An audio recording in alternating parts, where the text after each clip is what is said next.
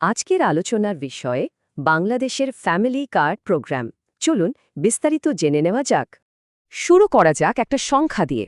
২০২৩ সালের হিসেবে প্রায় ৪৯ মিলিয়ন মানুষ খাদ্য নিরাপত্তাহীনতায় ভুগছে।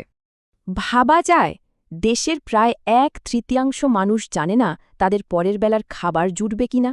প্রশ্ন হল, এত বিশাল সংখ্যক মানুষের কাছে সাহায্য পৌঁছানো যাবে কিভাবে? এর একটা সম্ভাব্য সমাধান হতে পারে এই ফ্যামিলি কার্ড প্রোগ্রাম।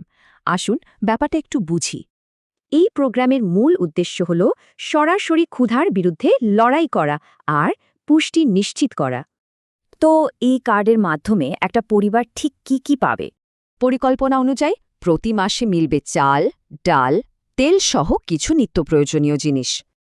এই পুরো প্যাকেজটির বাজার মূল্য নির্ধারণ করা হয়েছে মাসে ২,০০০ টাকা। কিন্তু সবচেয়ে জরুরি প্রশ্ন হল, এই কার্ড আসলে পাবে কারা, কিভাবে বাছাই করা হবে?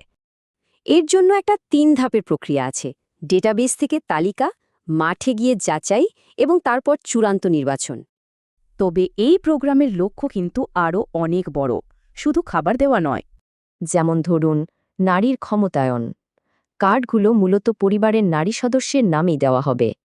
আর একটা বড় লক্ষ্য হল খাদ্যদ্রব্যের দাম নিয়ন্ত্রণ করে বাজার স্থিতিশীল রাখা। আর সবশেষে শিশুদের পুষ্টি নিশ্চিত করে দারিদ্র্যের দুষ্টচক্রটা ভেঙে ফেলা। বেশ বড় পরিকল্পনা, পাই না? চলুন দেখি এটা কিভাবে ধাপে ধাপে বাস্তবায়ন করা হবে। পলিসি পেপারে এর একটা পরিষ্কার রোড ম্যাপ দেওয়া আছে, যা ধাপে ধাপে ২০২৬ পর্যন্ত এগোবে। আসলে এর মাধ্যমে সব সামাজিক সুরক্ষা কার্যক্রমকে এক ছাতার নিচে আনার চেষ্টা করা হচ্ছে। সংক্ষেপে বলতে গেলে, এটি একটি ব্যাপক ও সমন্বিত সমাজ কল্যাণমূলক উদ্যোগ। শেষ প্রশ্ন এটাই, একটা কার্ড কি সত্যি একটা পরিবারের ভবিষ্যৎ বদলে দিতে পারে? সম্ভাবনা কিন্তু বিশাল।